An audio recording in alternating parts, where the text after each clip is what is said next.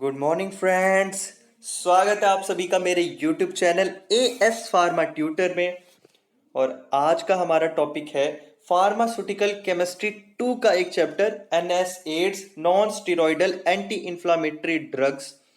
तो आज का वीडियो बहुत ही ज़्यादा इंटरेस्टिंग होने वाला है, क्योंकि आज के वीडियो में मैं आपको बताऊंगा कुछ ऐसी ट्रिक्स जो कि आपको चीज़ें याद रखने में मदद करेंगी। तो चलिए जल्दी से वीडियो को स्टार्ट कर लेते हैं। तो आज का हमारा जो भी डिस्कशन है वो इन्हीं 3 टॉपिक्स के ऊपर घूमने वाला है: इंट्रोडक्शन, मैकेनिज्म ऑफ एक्शन और क्लासिफिकेशन। और जो मैं ट्रिक आपको बताऊंगा क्लासिफिकेशंस को याद करने के लिए, उनके चारों तरफ ही आज का वीडियो घूमने वाला है। NSAIDs non steroidal anti inflammatory drugs, ये कुछ ऐसी दवाइयां होती हैं जो कि इन्फ्लामेशन, पेन और फीवर को कम करती हैं, प्रोस्टैग्लैंडिन की सिंथेसिस को इनहिबिट करके, रोक करके उन्हें। तो प्रोस्टाग्लैंडिन्स होते क्या हैं, इनके बारे में हम अभी आगे की स्लाइड्स में पढ़ेंगे। बेसिकली हमारा मोटिव का क्या है, यहाँ पे डेफिनेशन को क्लियर कर लेना। तो एनएसएड्स कुछ ऐसी दवाइयां होती हैं जो कि सूजन, दर्द और बुखार को कम करने में हेल्प करती हैं। जो ये एनएसएड्स होते हैं वो जा करके कॉक्स एंजाइम को इनहिबिट करते हैं। साइक्लोऑक्सीजिनेस एंजाइम बोला जाता है कॉक्स को, तो जा करके ये उन्हें इनहिबिट करते हैं। और जो ये एनएसएड्स होते हैं इनका मेजर एक्शन क्या होता है, ये एनाल्जेसिक, एंटीपायरेटिक और एंटी इंफ्लामेटरी पर्पज से यूज किए जा सकते हैं। अब non steroidal anti inflammatory drugs, इसमें एक वर्ड आ रहा है ना, एंटी इंफ्लामेटरी, जो कि इन्फ्लामेशन से जुड़ा हुआ है कहीं ना कहीं। तो पहले हम क्लियर करते हैं कि इन्फ्लामेशन होता क्या है। इन्फ्लामेशन हमारी बॉडी किसी भी आउटर स्टिमुली, पैथोजन या किसी भी तरीके के फॉरेन पार्टिकल के अगेंस्ट कोई बायोलॉजिकल रिस्पॉन्स शो करती है, उसे इन्फ्लामेशन कहते हैं। अगेन मैं आपको बोल दूं, कोई भी बायोलॉजिकल रिस्पॉन्स शो करती है, बायोलॉजिकल रिस्पॉन्स, ना कि फिजिकल रिस्पॉन्स। तो कोई भी अगर बॉडी बायोलॉजिकल रिस्पॉन्स शो कर रही है किसी पैथोजन या किसी फॉरेन पार्टिकल के खिलाफ, तो उसे इन्फ्लामेशन कहेंगे। बेसिकली ये होता क्या है, हर एक लिविंग ऑर्गेनिज्म के अंदर होता है, ये बॉडी का एक प्रोटेक्टिव अटेम्प्ट है। कोई भी अगर इंजूरियस स्टिमुली आया तो उसको रोकने के लिए, उसको रिमूव करने के लिए, उसको मारने के लिए जो बॉडी है अपना खुद का एक रिस्पॉन्स शुरू कर देती है, उसे इन्फ्लामेशन कहा जाता है। और ये बेसिकली हीलिंग प्रोसेस में भी इनिशिएशन का काम करती है, हीलिंग प्रोसेस को भी स्टार्ट करने का काम करती है। तो इन्फ्लामेशन जो होती है उसके 5 सिम्टम होते हैं। रेडनेस अगर किसी पर्टिकुलर पार्ट में हो रहा है, स्वेलिंग हो रही है, हीट जनरेट हो रही है उस पर्टिकुलर पार्ट में, पेन है, लॉस ऑफ फंक्शन कुछ टाइम के लिए, या ये ऐसे कह दें कि कुछ पर्टिकुलर प्लेस पे जो है फंक्शन ना करे, वो पार्ट फंक्शन ना करे, वो बॉडी का पार्ट, तो उसे क्या कहेंगे, लॉस ऑफ फंक्शन हो गया वहां पे। तो ये इन्फ्लामेशन के सिम्टम्स थे। इन्फ्लामेशन कोई भी बायोलॉजिकल रिस्पॉन्स होता है बॉडी के थ्रू। अब जो ये इन्फ्लामेशन है उसका प्रोसेस क्या है, वो किस तरीके से जो है इन्फ्लामेशन शुरू हो जाता है बॉडी में, तो उसे समझते हैं। तो हमने पढ़ रखा है कि जो हमारी बॉडी होती है वो सेल से मिलकर के बनी हुई होती है। अब सेल के अंदर क्या होता है, सेल के अंदर सेल मेम्ब्रेन, न्यूक्लियस वगैरह ये सारी चीजें होती हैं। तो जो सेल मेम्ब्रेन होती है वो सेल मेम्ब्रेन फॉस्फोलिपिड की बनी हुई होती है। जो ये फॉस्फोलिपिड है वो अगर कभी भी इंजरी हो गई, किसी भी पर्टिकुलर पार्ट में अगर इंजरी हो गई, कोई भी स्टिमुली आकर के उसे इफेक्ट करने लग रहा है, तो जो ये फॉस्फोलिपिड है उस पर सीधा ये फॉस्फोलिपेज एंजाइम वर्क करने लग जाएगा, और वो इस फॉस्फोलिपिड को एराकिडोनिक एसिड में कन्वर्ट कर देगा। और ये जो एराकिडोनिक एसिड है वही सारे के सारे फसाद की जड़ है। इस एराकिडोनिक एसिड पे बेसिकली 2 एंजाइम वर्क करते हैं, कॉक्स और लॉक्स। कॉक्स बोलते हैं हम साइक्लो ऑक्सीजिनेस एंजाइम को, और लॉक्स है लिपो ऑक्सीजिनेस एंजाइम जो की है। तो हम जो ये एनएसएड्स है उसमें सारे का सारा कॉक्स के बारे में है, तो हम बेसिकली अभी कॉक्स को कवर करेंगे। तो जो ये कॉक्स एंजाइम है वो इस एराकिडोनिक एसिड पे जाकर के लग जाएगा, उसके साथ जुड़ जाएगा, और प्रोस्टाग्लैंडिन्स की फॉर्मेशन हो जाएगी, प्रोस्टाग्लैंडिन्स की सिंथेसिस होने लग जाएगी। इससे प्रोस्टाग्लैंडिन्स भी बन सकते हैं, थ्रोम्बोक्सेन्स बनते हैं, प्रोस्टासाइक्लिन बन सकते हैं। और जो ये प्रोस्टाग्लैंडिन है वही फीवर कोज करता है, वही पेन कोज करता है, वही इन्फ्लामेशन कोज करता है। तो ये था प्रोसेस ऑफ इन्फ्लामेशन शुरू से एंड तक, कि ऐसे प्रोस्टाग्लैंडिन्स बनते हैं और ये जो प्रोस्टाग्लैंडिन्स हैं वही पेन वगैरह को कोज करते हैं। अब इनके रिलीफ के लिए जो NSAIDs मेडिकेशन प्रोवाइड की जाती है वो कैसे काम करती है उसे समझते हैं हम।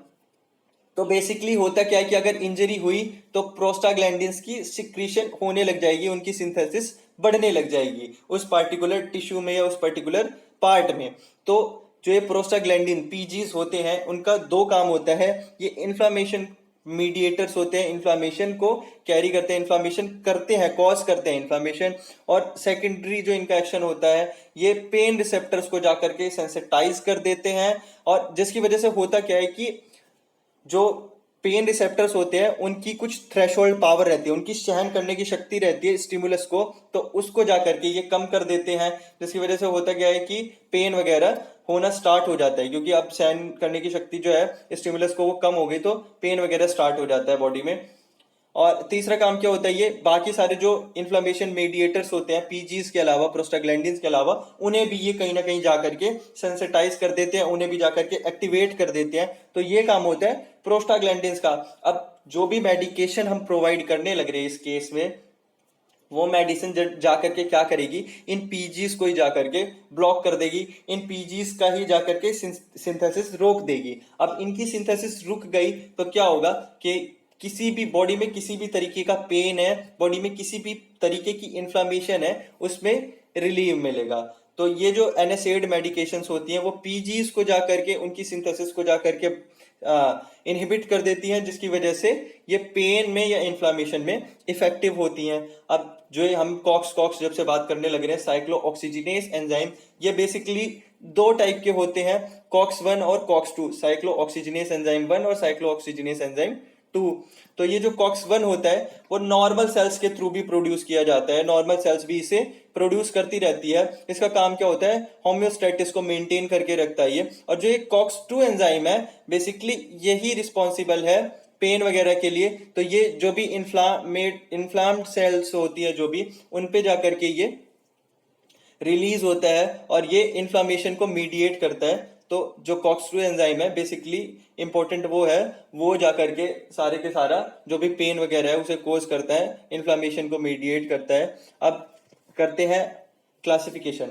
हमने इंट्रोडक्शन कर लिया, डेफिनेशन कर ली, NSAIDs होते क्या हैं, हमने इन्फ्लामेशन को भी पढ़ लिया, इन्फ्लामेशन होती क्या है और प्रोसेस क्या है इन्फ्लामेशन की, हमने NSAIDs की मैकेनिज्म ऑफ एक्शन भी कंप्लीट कर ली कि वो जो मेडिकेशंस होती हैं वो जाकर के क्या मैकेनिज्म ऑफ एक्शन शो करती हैं।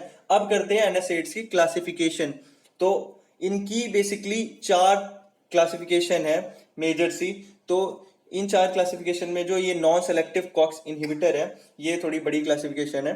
तो जो ये नॉन सेलेक्टिव कॉक्स इनहिबिटर है वो क्या करती हैं, ऐसी ड्रग्स जाकर के सीधा कॉक्स एंजाइम को इनहिबिट कर देती है, उसे ब्लॉक कर देती हैं। तो नॉन सेलेक्टिव टर्म इसलिए यूज हो रखी है यहाँ पे क्योंकि ये COX-1 या COX-2 इनमें कोई डिफरेंस नहीं करती, जा करके दोनों को ही मारती हैं, दोनों को ही जा करके इनहिबिट करती हैं। तो जो ये नॉन सेलेक्टिव कॉक्स इनहिबिटर है इसके लिए एक छोटी सी ट्रिक मैंने बना रखी है। जो भी डेरिवेटिव्स हैं इस साइड के उनके लिए एक मेनामोनिक रेडिकर है, और जो ये कंपाउंड्स है उनके लिए एक मेनामोनिक रेडिकर है।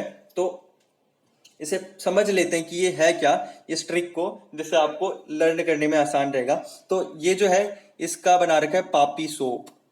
थोड़ा सा वियर्ड लग रहा है ना, तो हंसना नहीं है, पर क्योंकि ये जो ट्रिक है ना इसी से आपको याद होगा। तो जो पी है ये है प्रोपेनिक एसिड की डेरिवेटिव्स के लिए, ए है एंथ्रानिलिक एसिड के डेरिवेटिव्स के लिए, पी से पायरोलो पायरोल डेरिवेटिव्स। तो ये क्या है, इसी तरीके से आई से इंडोल डेरिवेटिव, एस से सैलिसिलिक एसिड डेरिवेटिव, ओ से ऑक्सीकैम डेरिवेटिव्स, ए से क्या आ गया एराइल एसिटिक एसिड डेरिवेटिव्स, और पी से लास्ट में पायराजोलोन डेरिवेटिव्स। तो ये पापी सोप जो है इसका बेसिकली ये है फंडा याद करने का। और इस साइड पे बना रखा है कंपाउंड्स का किमकी आईएस एप्ट एडोप। तो जो किमकी आईएस का के आई है वो ये सारे के सारे है ना, ये सामने इसी के हिसाब से बना रखे हैं, पैरेलली ये चलने लग रहा है सब कुछ जो भी है। तो के आई से हो गया कीटोप्रोफेन आइबुप्रोफेन, एम से हो गया मेफनामिक एसिड, के आई पायरोल डेरिवेटिव्स में केट्रोलक और इंडोमिथासिन के लिए हो गया, इंडोल डेरिवेटिव्स में आईएस आ गया तो इंडोमिथासिन और सुलिनडेक के लिए हो गया, एप्ट एडोप का ए जो है एस्पिरिन के लिए हो गया, पीटी हो गया पायरोक्सिकेम और टेनोक्सिकेम के लिए, एस क्लोफेनेक और डिक्लोफेनेक के लिए एडी हो गया, और ओपी हो गया फिनाइल ब्यूटाजोन और ऑक्सीफेन ब्यूटाजोन के लिए। तो ये जो है ट्रिक है, इसके थ्रू अगर आप याद करेंगे तो आपको बहुत जल्दी याद हो जाएगा और आसानी रहेगी याद करने में, आप भूलेंगे भी नहीं इसे कि हम जो नॉन सेलेक्टिव कॉक्स इनहिबिटर होते हैं उसमें क्या है, पापीसोप, किमकी आईएस, एप्ट एडोप। तो कितना आसान हो गया ना याद करना। तो इस तरीके से अगर आप याद करेंगे तो आपको एग्जाम्स में क्या है कि भूलेंगे नहीं आप, आपको हेल्प मिलेगी इससे। फिर सेकेंडरी हमारा आता है सेलेक्टिव कॉक्स टू इनहिबिटर। ये मेडिकेशंस क्या होती हैं, सीधा जाकर के कॉक्स टू एंजाइम को ही इनहिबिट करती हैं। ये थोड़ी सी बढ़िया मेडिकेशंस होती हैं, थोड़ी अच्छी होती है as compare to non selective. तो क्योंकि इसमें क्या है कि ये सिर्फ कॉक्स टू एंजाइम को इनहिबिट कर रही हैं, जिससे कि ज्यादा पेन में रिलीफ मिलेगा। और कॉक्स वन एंजाइम को अगर कोई भी मेडिकेशन इनहिबिट करती है तो उसमें एडवर्स इफेक्ट जनरली क्या देखने को आता है कि अल्सर वगैरह कोज कर जाती हैं। क्योंकि फार्माकोलॉजी में आप पढ़ोगे कि एनएसएड्स जो होते हैं वो कभी कभी अल्सर कोज कर जाते हैं। तो उसमें यही होता है कि अगर कॉक्स वन एंजाइम इनहिबिट हो रहा है तो कहीं ना कहीं अल्सर कोज करता है। प्रेफरेंशियल कॉक्स टू इनहिबिटर, इनमें कौन सी मेडिकेशंस आती है, नेमेसुलाइड और मेलोक्सिकेम वगैरह। ये क्या है, इनका काम क्या होता है कि ये प्रेफरेंशियली कॉक्स टू एंजाइम को इनहिबिट करती है, बट सेकेंडरी ये इन पे कहीं ना कहीं चांस रहता है कि ये कॉक्स वन एंजाइम को भी इनहिबिट करती है, बट इनका प्रेफरेंशियल वर्क क्या रहता है कि कॉक्स टू एंजाइम को इनहिबिट करना। लास्ट क्लासिफिकेशन है हमारी analgesic antipyretic with poor anti inflammatory action.